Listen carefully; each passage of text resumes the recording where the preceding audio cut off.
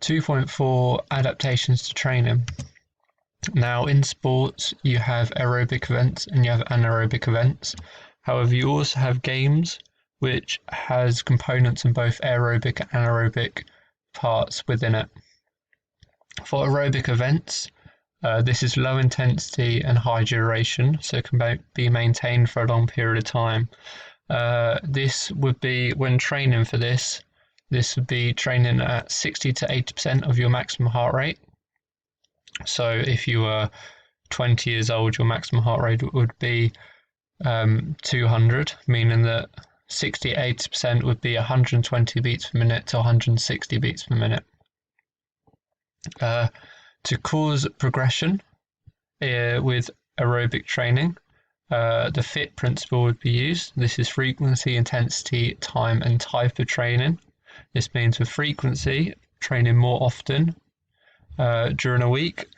Intensity meaning training at a higher intensity would be training at a higher weight using resistance training, or training at a higher speed or higher reps to maximize training. First T for time. This would be training for a longer duration. So you might do an extra set in your resistance training, or you might do an extra 5 minutes of interval or continuous training to increase the total time you were training for. And then type of training, that is the type of the training type you use to make it specific to the performer. For example, for aerobic events, this would be a marathon runner, a triathlete, or a games player with some components are aerobic during a games player, as they're usually over a long period of time, so would require this high duration. For training, you could train your muscular endurance, which would be required in aerobic events, and this would be below 70% of your 1 rep max. So that is the maximum weight at which you can do 1 rep of it, and you would train at this weight for 3 sets of 12 to 15 reps of below 70% of your 1 rep max. You can also train your cardiovascular endurance through continuous training, and this is anywhere above 20 minutes of training non-stop. Looking at anaerobic events, this is high intensity, low duration, so can't be maintained for a long period of time. And this is above 80% of your maximum heart rate. So if the performer was 20 years old, their maximum heart rate would be 200 beats per minute, meaning that they'd have to be working above 160 beats per minute to be training anaerobically. Examples of anaerobic events is a 400-meter runner and also a games player, as there's a lot of sprinting and agility used throughout a game. For example, football, a lot of sprinting backwards and forwards, but obviously can't be maintained throughout the whole 90 minutes of football, which is why there are aerobic components as well as anaerobic components to this. To develop strength or power, resistance training would be used again, and in this time it would be above 70% of your 1 rep max, with 3 sets of 4 to 8 repetitions to develop strength or power.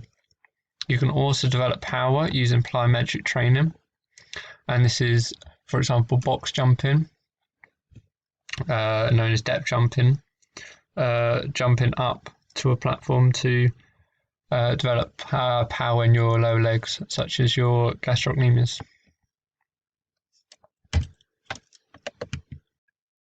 Now looking at the anaerobic system as a whole. Firstly, there are cardiovascular and respiratory benefits with HIIT training, which is an anaerobic activity, but this brings about both aerobic and anaerobic benefits. So I'll talk about this later on. With training, there would be hypertrophy of fast glycolytic and fast oxidative glycolytic muscle fibers, due to, as the performer trains, there will be microscopic tears during exercise, and this is then repaired to become bigger and stronger, and therefore mean stronger muscle fibers, mean that they can provide more power. As they've become stronger, the fast glycolytic and FOG muscle fibers, this means that they can exert a higher force, meaning that the tendons would be put on more strain, meaning that they would also become stronger to reduce the chance of injury due to the high contractile force of the muscle fibers. The greater use of certain neural pathways during exercise, this means that it's easier for the neurons to depolarize, so saltatory conduction is more efficient and easier to carry the impulse down the neuron. This means that the neural pathways would be improved, and that it would take less time to respond to a stimulus. Looking at the reaction time, as it can pass down the motor unit quicker.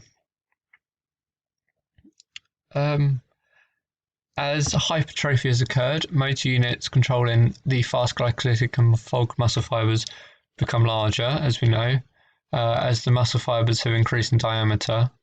They also increase the contractile force, meaning they can produce larger forces and are able to maintain them for longer, meaning that the motor units are more efficient and fatigue resistant.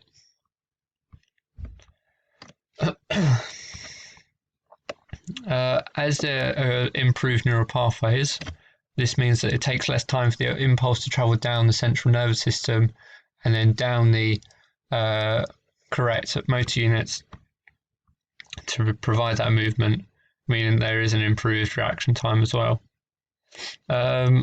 Looking at figure 1, this shows a 30-second Wingate test for a football player, with the dotted line here being their test before an 8-week period, and this line here being their performance after an 8-week training period. After 8 weeks, you can see that peak power has improved from approximately 11 watts per kilogram to approximately 14 watts per kilogram, and the performer also reaches peak power in a shorter time, in approximately 4 seconds here. And this obviously shows improvement in the neuromuscular system, as the neural pathways have improved as they can recruit the motor units in a faster time, meaning that they can get up to peak power quicker. This here would be useful for the football player, as they can sprint down the wing of the pitch and exert a higher power, meaning they can run faster and reach that speed in a short period of time, meaning there's less chance for the defender to first catch up with them and also tackle them. Now this is useful for a sprinter here, as if they can reach peak power in a quicker time. Here's a 400 meter sprinter. So if they can reach peak power in a quicker time, that means they are running at a faster intensity before the other competitors, meaning they would be first in the race. And also, if they can fatigue slower, if they're more fatigue resistant, that means they can maintain that speed more for longer during that race, meaning they would get a quicker time. Looking at anaerobic energy systems now, and with training, this means that phosphocreatine. Looking at anaerobic energy systems now, and with training, there will be an increased phosphocreatine stores, and also more anaerobic enzymes. And with more anaerobic enzymes, that means the muscle fibers be more efficient in breaking down the glucose, and therefore decrease in the buildup of lactic acid. And due to a decrease in buildup of lactic acid, there'll be a delay in OBLA where it reaches blood lactate reaches 4 millimoles. And if there's a delay in that, that means they can work at a higher intensity for longer before they start to fatigue. Also, as there's more anaerobic enzymes, this means that there's an improved lactate buffering, meaning that the body can efficiently break down glucose to prevent lactate from building up. And if lactate doesn't build up, that means it obviously delays OBLA, but the performer can also work for a much longer period of time. And finally, there's an increase in the base cell metabolic rate. And if there's an increased BMR, that means that the performer will burn more calories, so has more energy to use during the performance. And that means their overall performance would improve. Looking again at figure 1 with the Wingate test for a football player,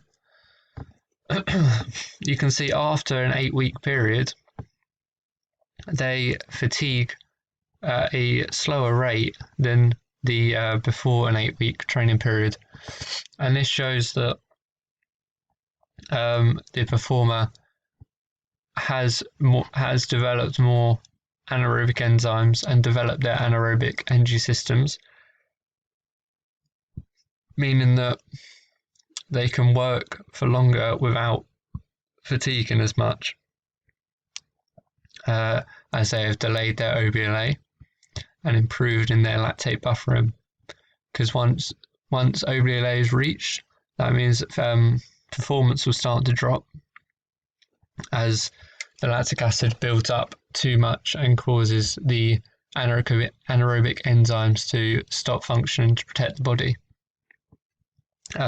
Using this, it means that the 400-meter runner here can work for longer without fatiguing, meaning they're working at a higher intensity, and also meaning they can get a quicker time, meaning that their overall performance is then improved. Looking at figure 2 here, this shows blood lactate levels for a football player again during a Wingate test. So it shows, linking to this is their blood lactate levels. So their resting levels have maintained similar levels at rest of about 1.6 millimoles. But after this 30-second Wingate test, you can see that before the 8-week training plan, their blood lactate levels have shot up to about 14.8, I'd say, around 14.8 millimoles.